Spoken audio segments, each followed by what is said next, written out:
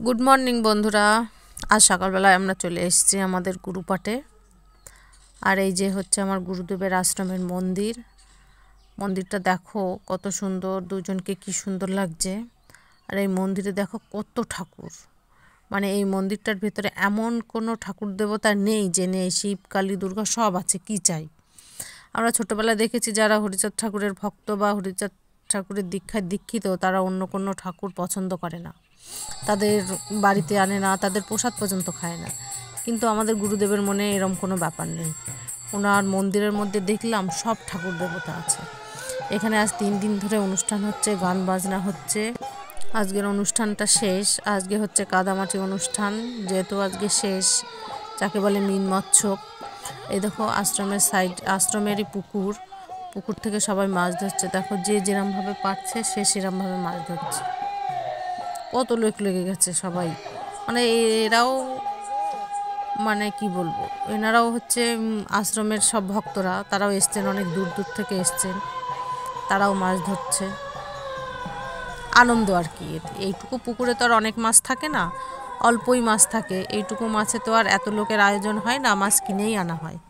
তো যাই হোক, এরপর আমরা খাওয়া দাওয়া করে সকালের একটু আশ্রমের চারি সাইডটা ঘুরে দেখছিলাম। দেখতে দেখতে দেখছিলাম আশ্রমের সামনেই একটা মাঠে ছোট্ট একটা কাঁঠাল গাছে এত পরিমাণে কাঁঠাল হয়েছে, একদম আগার মগডালে। যে কাঁঠাল গাছটাতে এত কাঁঠাল হয়েছে যে ডালটার ওজন সহ্য করার ক্ষমতা নেই, সে ঝুঁকেই পড়েছে।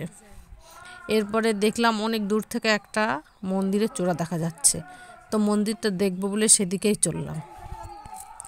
তো মন্দিরের কাছে এসে দেখলাম মন্দিরটা বন্ধ, কৃষ্ণ মন্দির। তো কি করা যাবে, বাইরের থেকেই দেখলাম। আর মন্দিরটার সাইডেই একটা কাঞ্চন ফুল, তাল কালার, এই যে দেখছো একদম পিঙ্ক কালার। মন্দিরটাও পিঙ্ক কালারের আর আকাশটা নীল, মানে কি বলবো, অসাধারণ একটা জায়গা। এরপরে হাঁটতে হাঁটতে বেরিয়েছি, যখন চললাম হাঁটতে হাঁটতে দেখছি কারোর একটা ঘরের পেছনে কুল গাছ। কুল গাছ দেখেই দেখেছো এই যে 2 লুবদি, এরা জীবনেও কুল খায়নি, লোকের গাছের কুল পাড়তে লেগে গেছে। কোথা থেকে একটা লাঠি জোগাড় করেছে জানি না।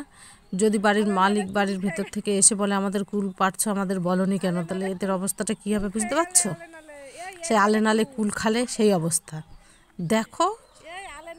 কিন্তু এটা এদেরও দোষ না, এখন তো প্রায় টক কুল গাছ দেখাই যায় না, প্রায় শেষ। তো এই গাছে যে তো সুন্দর কুল, আর যত কুল, যে কেউ দেখলে লোভ তো লাগবেই। আর বিশেষ করে মহিলারা তো কুল দেখলে তো তাদের জিভে জল আসবেই, লেগে গেছে কুল পাড়তে। দেখো,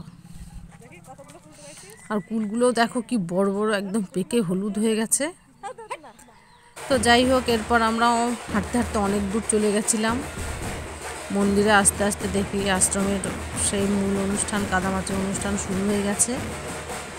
তো তোমরাও আমাদের সঙ্গে দেখতে থাকো যে এখানে কি কি হয়, আর কি কি হতে পারে, আর কি কি হচ্ছে।